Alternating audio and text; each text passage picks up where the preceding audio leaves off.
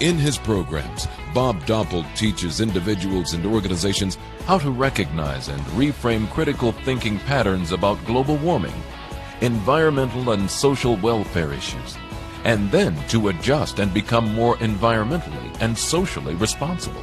Play along with me, if you will. Do you all have a pen and pencil or pen, paper, something? Put it up in the air and turn it in a big circle clockwise and keep looking at it, just for a second, okay? Above your head. Now slowly move it down so it's eye level. Keep moving it the same way. Keep looking at it. Now move it down below you and look down at it. Which way is it moving? Counterclockwise. Everybody got it? You want to try it again?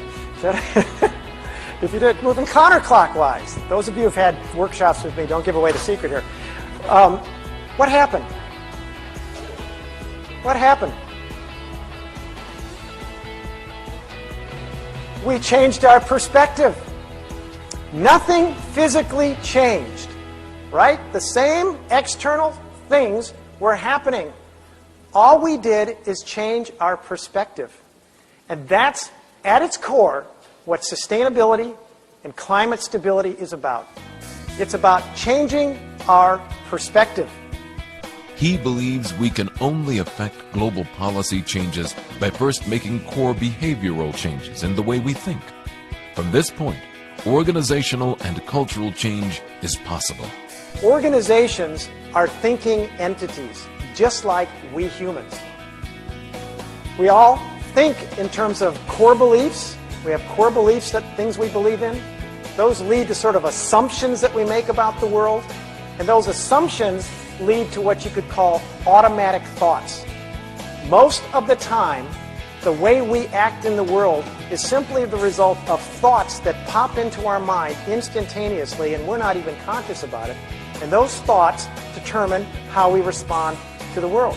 Those thoughts are actually driven by our core beliefs that are buried way down there.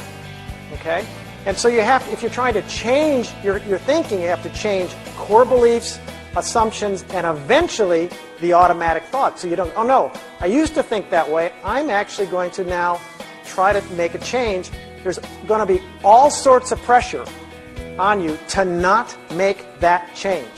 Our society is set up in a very unsustainable way now. And so there's going to be all sorts of pressure to sort of prevent you from integrating this new sustainable thinking into your mind. So that's what Depending's about. Bob offers a theoretical framework and methodology that managers can use to successfully transform their organizations to embrace a climate protection and sustainable development plan. The first key to change, which sort of gets to this issue, is to know the stages of change that the people you're working with and the organizations you're working with are in. Each stage really can be diagnosed, and each stage is predictable. People are going to go through those stages, and you pretty much can figure out what they have to do in those stages. And what they have to do is complete a set of activities that are specific to that stage of change. And then the second key, and this is what I want to really focus on the rest of the morning here, is to use proper change mechanisms with each stage of change. It turns out that the research is pretty unequivocal that certain mechanisms, change mechanisms, and by change mechanisms I mean activities that help people change their thinking and behavior. We're going to talk about that in a second. Certain change mechanisms are more effective with people in denial and deliberation, and not as effective when people are doing things or trying to maintain it over time. And if you use one kind of activities rather than another, you're liable to stall the change effort or actually set it back. The same thing is true on the other end. There are certain change mechanisms that are more effective when people are doing and defending. There tend to be behavioral change mechanisms. And if you try to use that when people are in denial or deliberation, they're likely not to move very far. It's as though you want people to make a change without becoming first aware of the issue. Now, I work with a lot of economists. We do a lot of economic work in my institute. And the economists will always say, well, the key here is let's get the incentives right? Eliminate the disincentives, get the incentives right. The research shows that's not the case. What incentives and rewards are very effective at is helping people change once they started the change process and reinforcing their effort. Bob Doppelt presents keynotes and workshops on environmental sustainability and climate stability. Bob's lessons are sustainable. We all have sort of a way of thinking about the world and the way we approach it.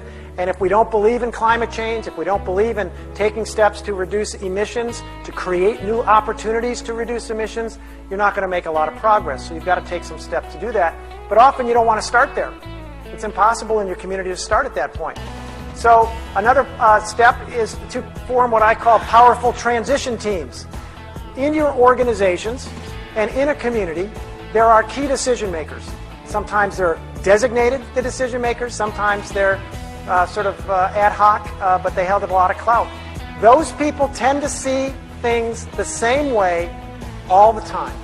If they're together for any length of time, decision makers will start seeing things in the same way every time and consequently making the same kinds of decisions every time. Okay?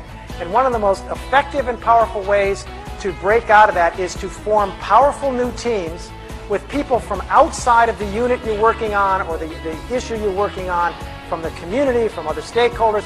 Get the secretaries involved in your wastewater treatment sustainability team, or people on the loading dock, people who are not controlled already by the dominant culture of the unit or the organization. And they'll come in and say, well, what about so-and-so? I can see this. Can't you guys see that?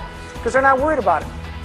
It's not about policies, but rather it's about new ways of thinking, new ways of seeing the world, of breaking down barriers between local governments, forging new partnerships and perspectives. This is how new and lasting policies are created. First, realizing this is about creating new possibilities and new options for people in your community and in your organization and around the globe. It's not about the environment, it's about us, it's about humans. And second, realize and use a change strategy that's linked with the changes of stages of change that people go through normally when they're making a major change. And finally, no matter what you're doing, realize that the most important step you can take, and all of your activities should be tailored to helping people think differently. Thank you very much.